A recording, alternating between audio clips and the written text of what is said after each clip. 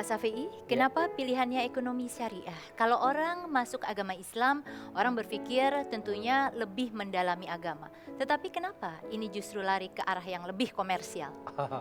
Ya, saya melihat bahwa ketika saya sudah menjadi Muslim, I have to contribute something. Saya harus berkontribusi sesuatu kepada Islam dan umatnya. Karena jikalau ada 1,3 miliar Muslim, kemudian si Antonio menjadi Muslim, hanya menjadi 1,3 plus 1 gitu. Itu tidak menggenapkan dan tidak mengganjilkan. Kemudian ketika saya melihat dalam Islam ini dan umatnya terutama, pertama saya harus membedakan antara Islam dan Muslim. Itu problem terbesar. Karena itu juga penyakit salah lihat yang terjadi dengan keluarga. Nah, ketika saya masuk ke dalam Muslim, ternyata Muslim ini memiliki 3 masalah besar. 1, kemiskinan. 2, kebodohan. 3, perpecahan. Kemiskinan, kebodohan, perpecahan. Kenapa seorang itu bodoh? Karena miskin. Ketika dia miskin, tidak punya skill, tidak punya kompetensi, maka dia akan bodoh lagi. Dan ketika bodoh dia akan miskin, kemudian ketika dia bodoh dan miskin ada sesuatu beda dikit, pecah gitu. Nah, saya melihat akarnya ini ada dalam kemiskinan dan kebodohan. Makanya bagaimana saya bisa berkontribusi untuk memecahkan masalah kemiskinan ini. Artinya dari awal Pak Syafi'i tahu betul apa harapan yang bisa diwujudkan setelah belajar ekonomi syariah ini. Nah, betul. Jadi saya melihat untuk menyelesaikan masalah ini kita harus melihat bagaimana dahulu Rasul menyelesaikannya. Jadi saya melihat ekonomi ini sebagai satu proses menuju bagaimana kita bisa menjadi hamba Allah yang lebih baik dan membangun Indonesia ini. Jadi kurang lebih seperti itu.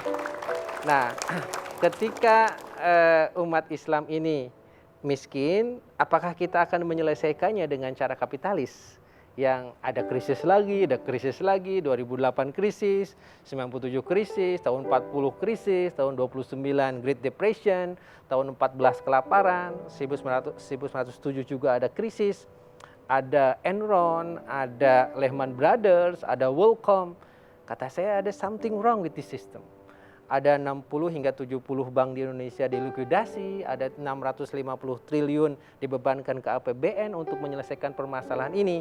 Kata saya mungkin bukan ini sistemnya. Nah, akhirnya menjadi simultan. Jadi saya memulainya melihat ini satu problem, saya mempelajari ekonomi umum dahulu, kemudian saya mempelajari syariah dan hukum, kemudian di blended. Pak Syafi'i, sebenarnya ketika Anda bercerita begitu fasih, banyak orang mengatakan Bapak nih juga dicalonkan sebagai Menteri Keuangan begitu ya. Itu sebenarnya gosip apa enggak Pak? Karena untuk bicara soal syariah yang begitu detail dan sebagainya, salah satu yang direferensikan itu adalah Bapak. Beberapa waktu yang lalu saya diminta Presiden diangkat sebagai anggota Komite Ekonomi Nasional, disebut dengan anggota KEN. Di situ ada Khairul Tanjung, ada James Riyadi, Afiliani, Chatib Basri, dan Sandiaga Uno, Erwin Aksa, dan lain-lain untuk melihat bagaimana Indonesia jangan terlalu kapitalis. Bagaimana kita bisa mengarahkan Indonesia ekonominya lebih bermoral, lebih pro-growth, pro-poor, demikian juga pro-ekologi gitu loh. Mungkin saya diminta untuk mewakili Islamic Economics dan mewakili micro dan small economics. Bukan batu loncatan kemudian ke tingkatan yang lebih tinggi Pak, seorang menteri begitu? Ada yang mengatakan kita tidak boleh meminta jabatan, tapi jikalau diamanati kita harus siap. Artinya kalau diamanatkan, kenapa tidak? Ada orang yang sering sekali meminta pendapat sama Bapak begitu karena soal kepakaran Bapak di bidang ekonomi syariah. Dan untuk lebih jelasnya kita panggil saja langsung berikut ini. Mbak Cici Tegal. Assalamualaikum. Halo Mbak, terima kasih. Selamat datang. Apa kabar? Ini banyak misteri guest semua. Jadi tadi cerita Mbak Cici kalau jabatan tidak boleh diminta, tapi kalau diamanatkan ya harus dijalankan begitu. Nah, padahal Mbak Cici ini sering sekali tanya pendapat Pak Syafi'i. Kalau beliau diamanatkan ke jabatan lebih tinggi bakalan lebih sulit nih Mbak nanti ketemunya. Oh, mudah-mudahan ada jalur khusus lah, jalur reman gitu ya. Mbak Cici kenapa kemudian sering bertanya ke Pak Syafi'i? Iya, kan kita semuanya sudah tahu bahwa beliau ya adalah ilmunya gudang ekonomi syariah gitu ya. Dan kalau saya pribadi yang ya kata orang public figure, kata orang pekerja seni, yang masa kerjanya itu menurut saya paling pendek daripada pegawai-pegawai yang lainnya. Jadi harus amat sangat hati-hati dalam memegang uang, memutar uang. Nah, disitulah lalu saya banyak membaca, banyak bertanya gimana caranya nih menyelamatkan honor saya yang kecil ini gitu ya. Dan banyak sekali tawaran dan saya juga memang senang agak-agak avanturir ya, misalkan main saham dulunya tuh gitu ya. Kemudian investasi seperti apa lagi ditawarin lagi. Kenapa Mbak segala Cici macam. kemudian tiba-tiba berpikir, wah kelihatannya harus lebih syariah nih. Ini kelihatannya harus ada orang referensi yang ditanyakan lebih jauh tentang soal harta yang dimiliki atau honor yang didapat misalnya. Iya, karena sekarang saya sudah alhamdulillah udah seperti ini, udah jadi Bagus, anak muslimah. pengajian, udah jadi anak masjid, anak madrasah. Jadi mungkin cari uangnya nggak seperti dulu lagi. Tapi sementara ya kita harus tetap kan menginvestasikan duit kita yang seciptilik ini. Ya, jadi setiap ada tawaran kerjaan, ada tawaran investasi atau ada tawaran bisnis, selalu saya bertanya pada beliau. Sebenarnya kalau artis gitu ya, dan seperti tadi Mbak Cici bilang punya jangka waktu Masa puncak produktif. yang pendek begitu.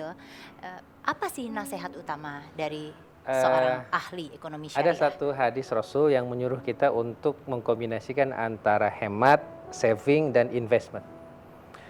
Rahimahullah man iktasabat thayyiban wa anfaqa qasdan wa dakhara li yaumi hajatihi wa faqrih. Sangat-sangat dimuliakan Allah orang yang mencari rezeki dengan halal, mengkonsumsinya dengan hemat, kemudian menabung dan menginvestasikan untuk masa depan dia.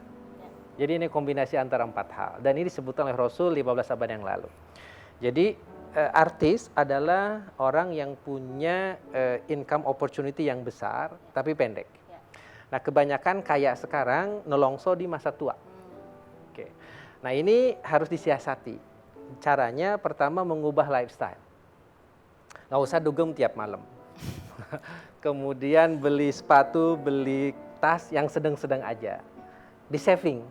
Kemudian saving ini kita harus memilih mana yang fleksibel untuk kepentingan kita sendiri dan sebagian kita investasikan. Pak Syafi'i, Mbak Cici ini adalah hanya salah satu dari sekian banyak orang yang Ya. pasti meminta nasihat, banyak nasihat dari Pak Syafi'i. Itukah sebabnya melihat opportunity seperti ini, Bapak hanya bertahan sebentar di bank yang membesarkan Bapak, kemudian mendirikan usaha sendiri? Jawabannya itulah darah dagang Cina saya mengalir lagi.